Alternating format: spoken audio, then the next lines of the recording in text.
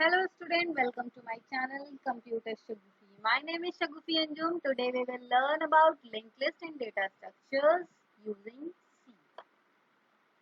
अब देखिए यहाँ पे हम लोग आज लिंक लिस्ट स्टार्ट कर रहे हैं, तो थोड़ा सा हम बस ओवरव्यू ही देंगे लिंक लिस्ट का इस वीडियो में, और नेक्स्ट वीडियो से ही हम इसको पढ़ेंगे, इसके कोड को पढ़ेंगे। अभी यहाँ पे हम बता देते हैं कि हम क्या क्या चीज़ें पढ़ने वाले हैं और कौन कौन से टाइप हैं लिंक लिस्ट के अंदर और लिंक लिस्ट होती क्या है, क्योंकि कोड लिखने से पहले मुझे ये मालूम होना चाहिए कि एक्चुअल में लिंक लिस्ट है क्या।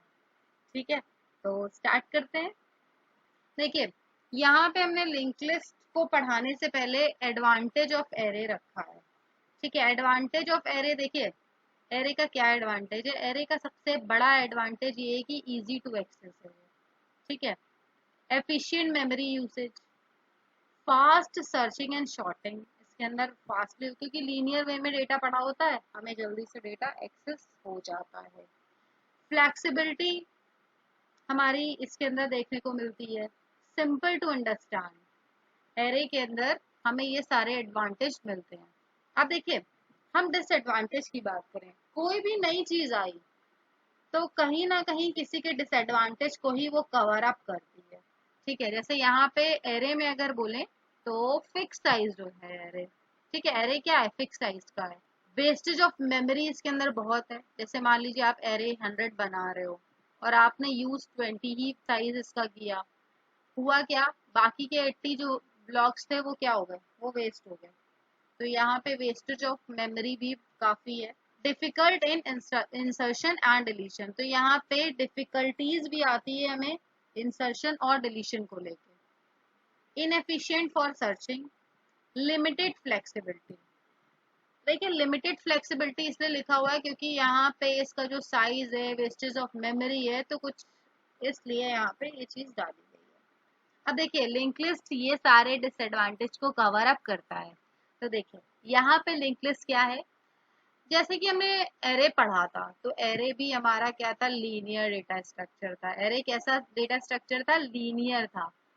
अब यहाँ पे लिंक लिस्ट भी लीनियर डेटा स्ट्रक्चर है।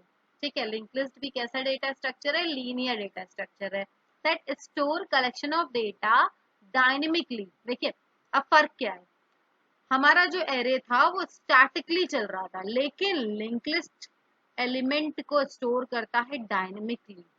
ठीक है, means dynamically means run time. जब हम प्रोग्राम को रन करते हैं, जब हम प्रोग्राम को रन करते हैं तो डायनेमिकली जो है हम वहीं पे ही मेमोरी को एलोकेट करते हैं। तो रन टाइम के में ही हम डेटा को, मेमोरी को एलोकेट कर रहे हैं। ठीक है, तो उसे हम बोलते हैं डायनेमिकली। जब हम रन टाइम पे ही मेमोरी को ले रहे हैं तो वो डायनेमिकली हो जाता है। अब यहाँ पे बोले तो नोड्स रिप्रेजेंट क्या करते हैं, तो नोड्स हैं क्या, बेसिकली जहाँ पे हम डेटा रखते हैं एलिमेंट का और लिंक रखते हैं जिससे हम पॉइंटर टू पॉइंटर कनेक्ट कर सकें, किसको, नोड को। ठीक है, अब देखिए देखिए कहने का मतलब ये है कि हम लिस्ट जब बनाते हैं, लिंक लिस्ट जब बनाते हैं, तो उसके अंदर एक डेटा पड़ा होता है और उसके जो नेक्स्ट वाला नोड होता है, मतलब इसके अंदर देखिए हमने डेटा डाला, इसके जो नेक्स्ट वाला नोड है इसके अंदर हम क्या रखते हैं, इसके अंदर हम नेक्स्ट नोड का एड्रेस रखते हैं। मान लीजिए 1024 इसका है एड्रेस, तो यहाँ पे हम 1024 रखेंगे। तो नोड क्या है, अब ये जो पूरा है, ये पूरा, इसको नोड बोलते हैं। ठीक है, इसको क्या बोलते हैं, नोड। और नोड क्या क्या कंसिस्ट करके रखता है अपने अंदर, एलिमेंट को कंसिस्ट करता है और नेक्स्ट नोड के एड्रेस को कंसिस्ट करता है। एलिमेंट को कंसिस्ट करता है और नेक्स्ट नोड के एड्रेस को कंसिस्ट करता है। तो यहाँ पे हम each node consist of two field लिखा हुआ है यहाँ पे, देखिए समझिए इस बात को। ईच नोड मतलब हर एक नोड जो है क्या कंसिस्ट करता है, दो फील्ड को कंसिस्ट करता है। द इंफॉर्मेशन, पहला क्या, information stored in link list, link list के अंदर आप कोई इंफॉर्मेशन को स्टोर करते हो, और pointer that store the address of next node. ठीक है, पॉइंटर क्या करता है, जो कि स्टोर करता है एड्रेस ऑफ नेक्स्ट नोड को। और जो लास्ट नोड है उसको हम रिप्रेजेंट करते हैं नल से।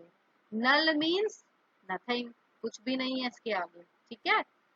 It's second fields because it will be point to no nodes, ठीक है। ये जो सेकेंड फील्ड है ये किसी भी नोड को पॉइंट ही नहीं कर रही है, इसीलिए हम इसके अंदर नल रखते हैं। और जो लिंक लिस्ट है उसको हम इजिली ग्रो कर सकते हैं, इजिली श्रिंक कर सकते हैं, मतलब उसको कम और ज्यादा किया जा सकता है इजिली, ठीक है। As per requirement it does not waste memory space. तो यहाँ पे जब हम रन टाइम में ही मेमोरी को एलोकेट कर रहे हैं तो वेस्टेज का तो कोई यहाँ पे कोई बात ही नहीं आती है वेस्टेज की, क्योंकि हम रन टाइम पे कर रहे हैं मेमोरी को एलोकेट, तो जितनी हमें जरूरत होगी रन टाइम पे हम उतनी ले लेंगे मेमोरी को। तो यहाँ पे लिंक लिस्ट मुझे क्या फायदा दे रही है, तो ये डायनेमिकली है, रन टाइम पे मेमोरी एलोकेट कर रही है, तो यहाँ पे मेमोरी का जो वेस्टेज है वो हो ही नहीं रहा है, ठीक है। तो देखिए एरे का जो डिसएडवांटेज था वो यहाँ पे एडवांटेज में बदल गया। आप देखिए हमने इतनी सारी चीजें आपको बताई, तो यहाँ पे देखिए सबसे पहले हम लिंक लिस्ट को स्टार्ट करते हैं। तो देखिए स्टार्ट से हमने लिंक लिस्ट को स्टार्ट किया है, ठीक है। अब ये जो स्टार्ट है वो किसको पॉइंट कर रहा है, ये पहले नोड को पॉइंट कर रहा है। पहला नोड हमने बनाया जिसके अंदर क्या है, डेटा है और पॉइंटर है। पहला नोड हमने बनाया जिसके अंदर क्या है, डेटा है और पॉइंटर है। देखिए यहाँ पे भी डेटा है और पॉइंटर है। अब देखिए ये जो पॉइंटर है ये क्या करता है, नेक्स्ट नोड का एड्रेस देता है, विच मीन्स जैसे मान लीजिए इसमें 1024 पड़ा हुआ है तो यहाँ पे 1024 आ जाएगा, ठीक है। यहाँ पे 1025 पड़ा हुआ है तो यहाँ पे 1025 आ जाएगा। क्या हुआ, नेक्स्ट नोड का एड्रेस ये स्टोर कर रहा है, ये नेक्स्ट नोड का एड्रेस स्टोर कर रहा है। पॉइंटर, ये एक पॉइंटर है जो कि नेक्स्ट नोड का एड्रेस स्टोर कर रहा है। अब यहाँ पे नेक्स्ट नोड नहीं बना था तो ये कहाँ क्या रिप्रेजेंट कर रहा है, नल। तो नल मीन्स क्या है, नल का मतलब ये है कि आगे कोई भी वैल्यू नहीं एग्जिस्ट करती है, आगे कोई भी नोड नहीं एग्जिस्ट करता है। और मान लीजिए यहाँ पे हमने स्टार्ट को ही नल बना दिया, ठीक है। अब ध्यान दीजिएगा, हम कह रहे हैं स्टार्ट है नल, तो इसका मतलब क्या है, स्टार्ट नल हो गया, इसका मतलब कोई लिंक लिस्ट ही नहीं एग्जिस्ट करती है। मेरी बात समझना, स्टार्ट को हमने क्या कह दिया कि नल है ये, तो स्टार्ट अगर नल है तो हम क्या बोल सकते हैं कि जो लिंक लिस्ट है वो एग्जिस्ट ही नहीं करती है, ठीक है। लिंक लिस्ट है ही नहीं, मतलब इसके अंदर कुछ भी नहीं पड़ा है। अब यहाँ पे हम देखेंगे creation of nodes and declaration of link list. देखिए अब हम आपको यहाँ पे नोड का स्ट्रक्चर बनाना सिखाते हैं, ठीक है। यहाँ पे हम क्या करेंगे, नोड का स्ट्रक्चर बनाना सीखेंगे।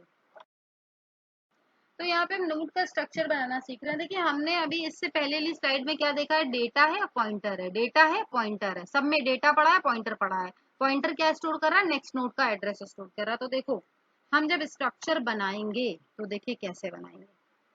सबसे पहले हमारे पास, हम एक नोड बना लेते हैं फिर स्ट्रक्चर को समझते हैं, बहुत ईजी है। देखिए यहाँ पे क्या पड़ा है, डेटा पड़ा है, ठीक है।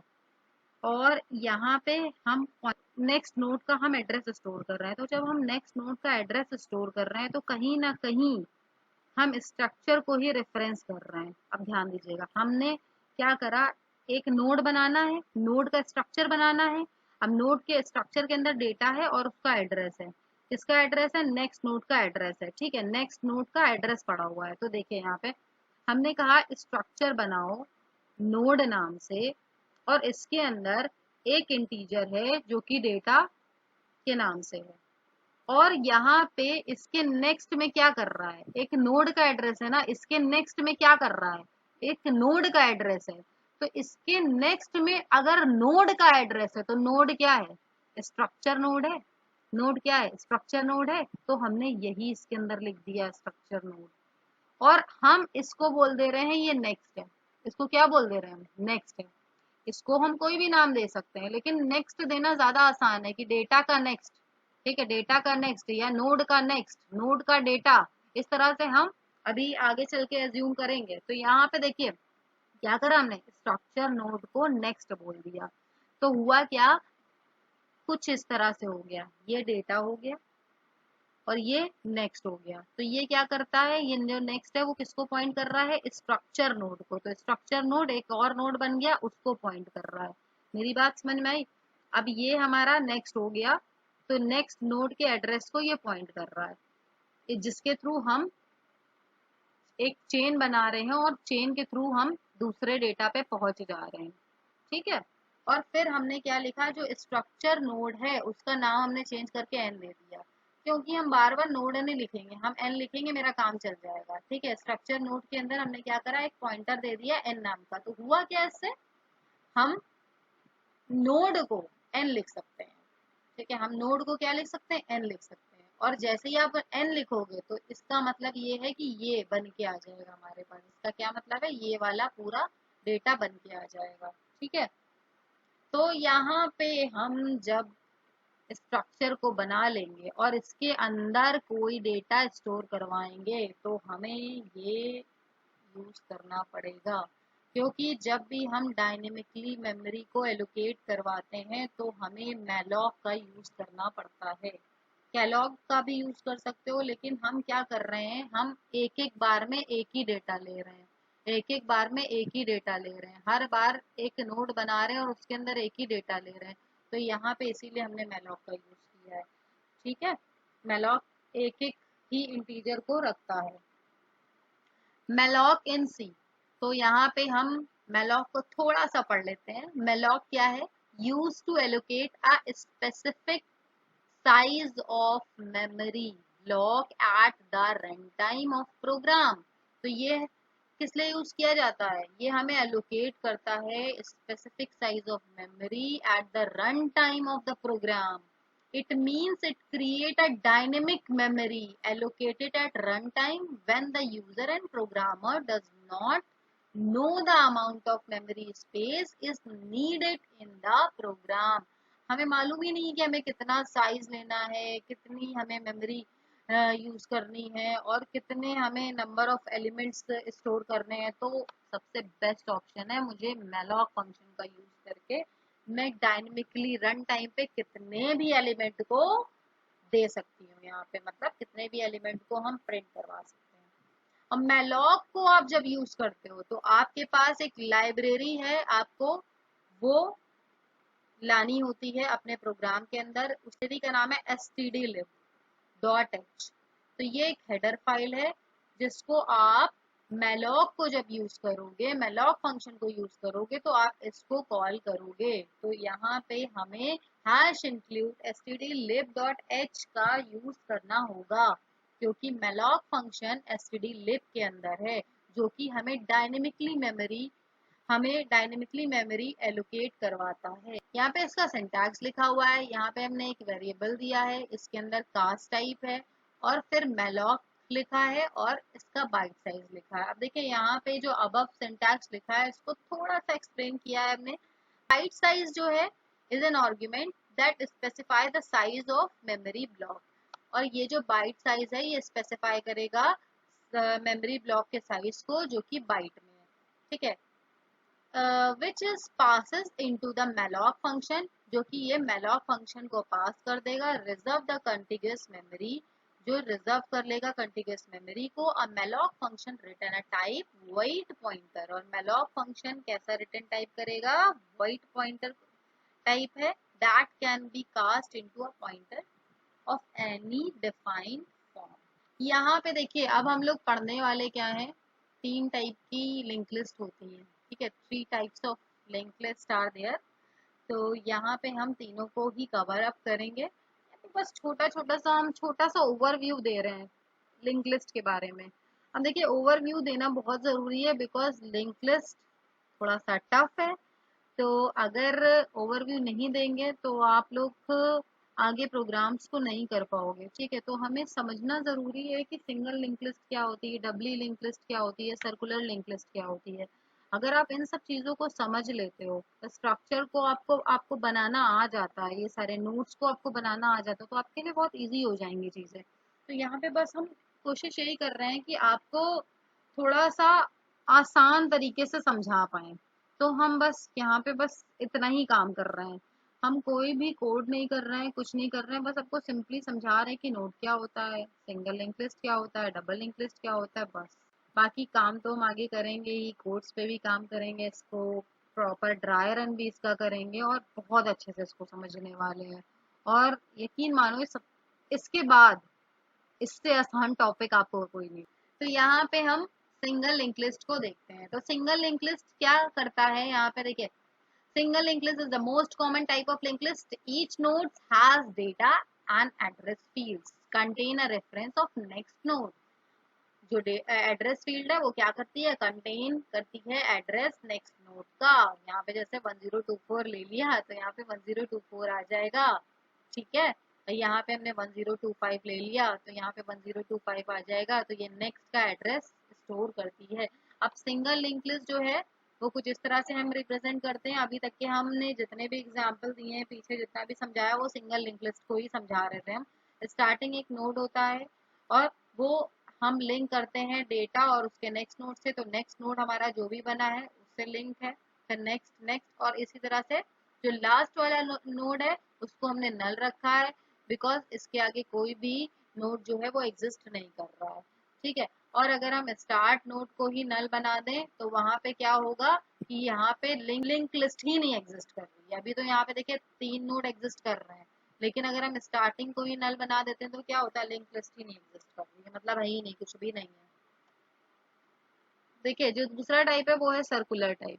अब देखिए सर्कुलर में क्या है, बस थोड़ा सा अंतर है। थोड़ा सा अंतर क्या है, अभी तक के हम क्या कर रहे थे, ये जो लास्ट नोड है इसको हमने नल ले रखा था, ठीक है, सिंगल लिंक लिस्ट में। अब हम जब सर्कुलर की बात करेंगे तो इसमें तो देखिए सब में नेक्स्ट नोड एड्रेस स्टोर होगा। तो यहाँ पे 1024 आ गया, यहाँ पे 1025 आ गया, ठीक है। तो इसमें 1025 आ गया। अब ये जो लास्ट वाला है ये पहले वाले को पॉइंट कर रहा है। मान लीजिए 1023 इसका एड्रेस है तो ये यहाँ पे हम 1023 लिख देंगे। समझ रहे हैं आप बात को? तो ये क्या हुआ, सर्कुलर बन गया, ये सर्कुलर हो गया ये, कि क्या हो रहा है कि हम 1023 से क्या हो रहा है, फिर से हम पहले वाले नोड पे चले जा रहे हैं। तो इस तरह से हम सर्कुलर लूप इसको कहते हैं, ठीक है। और यहाँ पे बस only the difference is that कि लास्ट नोड जो है वो कनेक्ट हो जाता है दोबारा से फर्स्ट नोड से। तो क्या होती है, एक साइकिल जनरेट हो जाती है यहाँ पे, ठीक है। तो इसको हम क्या बोलते हैं, सर्कुलर लिंक लिस्ट। यहाँ पे ये डायग्राम बना हुआ है, देखिए वहां पे अभी हमने स्टार्ट लेके चले थे, अब यहाँ पे हमने इसको हेड बना दिया है। तो फर्क नहीं पड़ता, आप कुछ भी लीजिए, हेड लीजिए, स्टार्ट लीजिए, because it is a variable. तो अब हम आगे देखते हैं डबल लिंक लिस्ट। तो डबल लिंक लिस्ट क्या है, ये थोड़ी सी कॉम्प्लेक्स होती है, ठीक है, कॉम्प्लेक्स होती है। क्यों? क्योंकि देखिए इसमें क्या है, अभी तक के हम क्या कर रहे थे, अभी तक के हम एक डेटा ले रहे थे और एक एड्रेस ले रहे थे, एक डेटा ले रहे थे, एक एड्रेस ले रहे थे, एक डेटा ले रहे थे, एक एड्रेस ले रहे थे, ठीक है। इसी तरह से सर्कुलर में भी कर रहे थे, इसी तरह से हम सिंगल लिंक लिस्ट में भी कर रहे थे। लेकिन यहाँ पे थोड़ा सा अंतर है। यहाँ पे थोड़ा सा क्या अंतर है, यहाँ पे हमारे पास नोड के 3 पार्ट होते हैं। अब पहला जो पार्ट है उसके अंदर जो हमारे पास प्रीवियस नोड है उसका एड्रेस होगा, और जो दूसरा पार्ट है उसके अंदर हम डेटा रखेंगे, और तीसरे पार्ट के अंदर हम नेक्स्ट पॉइंटर का एड्रेस रखेंगे। देखिए अगर बात नहीं समझ में आई कोई बात नहीं, डायग्राम के थ्रू समझिए। चलो यहाँ पे देखिए हम क्या कह रहे हैं, हमारे पास एक हेड है जिसको हम स्टार्ट भी बोल सकते हैं, ठीक है, एक स्टार्ट है। अब यहाँ पे हमने क्या करा कि हमारे पास जो नोड बन रहा है उसके अंदर हमने नेक्स्ट नोड का एड्रेस तो रखा ही रखा है, साथ में प्रीवियस नोड का भी एड्रेस रखा है, ठीक है, मतलब पहले वाले नोड का भी एड्रेस रखा। अब देखिए ये link list double link list है। अब पहले वाले नोड का क्या, इसके आगे कोई, मतलब इसके आगे क्या कोई नोड मौजूद है, नहीं है ना। तो हम क्या कह सकते हैं, ये वाला क्या हो जाएगा, नल हो जाएगा। और क्या इसके पीछे कोई मौजूद है, नहीं मौजूद है, तो हम इसको भी कह सकते हैं नल है। और यहाँ पे एक डेटा पड़ा है, ठीक है। अब देखिए इसमें अगर हम और भी डेटा को जोड़ दें तो यहाँ पे क्या होगा, ये पहला वाला तो नल रहेगा, लेकिन दूसरे वाले में क्या आ जाएगा, यहाँ पे आ जाएगा 1024, क्योंकि इसके नेक्स्ट नोड में कुछ है तो वो उसका एड्रेस आ गया। अब 1025 हमने यहाँ लिया तो यहाँ पे 1025 आ गया, ठीक है। अब यहाँ पे क्या एग्जिस्ट करेगा, यहाँ पे मान लीजिए 1023 था इसका एड्रेस, तो यहाँ पे प्रीवियस वाले का एड्रेस है तो यहाँ पे इसका एड्रेस यहाँ उठा के रख दिया, इसका एड्रेस यहाँ रख दिया। इसी तरह से देखिए यहाँ पे इसका प्रीवियस वाले का एड्रेस रखेंगे 1024, ठीक है, 1024। तो इसमें क्या है कि हम रिवर्स भी जा सकते हैं, है ना, पीछे भी आ सकते हैं, आगे भी आ सकते हैं। और पीछे वाले में क्या हो रहा था, सिंगल लिंक लिस्ट में क्या हो रहा था कि एक बार आगे चले गए, या सर्कुलर की बात करें तो घूम के ही हम पीछे जा सकते हैं, ठीक है, घूम के ही हम दोबारा से पीछे आ सकते हैं। लेकिन ऐसा नहीं हो सकता कि हम बैक कर दें बीच से, ठीक है। लेकिन डबल लिंक लिस्ट में ये पॉसिबल है कि हम यहाँ पे हैं तो हम इससे पीछे वाले में भी जा सकते हैं। क्यों? क्योंकि इसके प्रीवियस का भी एड्रेस मेरे पास है, ठीक है। तो यहाँ पे देखिए, हम अगर इसको बनाते हैं तो यहाँ पे प्रीवियस का एड्रेस है हमारे पास, और यहाँ पे क्या है, यहाँ पे क्या है, यहाँ पे डेटा पड़ा हुआ है, और यहाँ पे इसके नेक्स्ट का एड्रेस है। तो देखिए यहाँ पे इन दोनों को, ये दोनों क्या है, एड्रेस है, ये दोनों नोड के एड्रेस है। तो जब ये दोनों नोड के एड्रेस है तो हम क्या करेंगे, सेल्फ रेफरेंसिंग करेंगे। क्या करेंगे, सेल्फ रेफरेंस कर देंगे। किसको सेल्फ रेफरेंस कर देंगे, सेल्फ रेफरेंस कर देंगे हम स्ट्रक्ट नोड को। तो यहाँ पे क्या होगा, ये पूरा का पूरा सेल्फ रेफरेंस हो जाएगा, और यहाँ पे हमने रख दिया प्रीवियस, तो प्रीवियस वाले का जो भी एड्रेस होगा वो यहाँ आ जाएगा। और डेटा लिया, क्योंकि यहाँ देखिए इसके बीच में एक डेटा है और इसका नेक्स्ट है, तो फिर से सेल्फ रेफरेंस बनाया और नेक्स्ट ले लिया। तो ये था हमारा कुछ स्ट्रक्चर, कैसे बनता है हमारे पास प्रीवियस डेटा नेक्स्ट का, जो कि डबल लिंक लिस्ट में यूज करेंगे, ठीक है। तो आज के लिए इतना ही, मिलते हैं नेक्स्ट वीडियो में कुछ प्रोग्राम्स के साथ। अब हम लोग नेक्स्ट वीडियो में पढ़ेंगे सिंगल लिंक लिस्ट, जहाँ पे हम बहुत सारे प्रोग्राम्स को करने वाले हैं related to single link list, ठीक है। लाइक करते जाओ, सब्सक्राइब भी कर दो, और बेल आइकन को भी दबा लो, और कमेंट करके अपना नाम भी टाइप कर दो। Bye bye.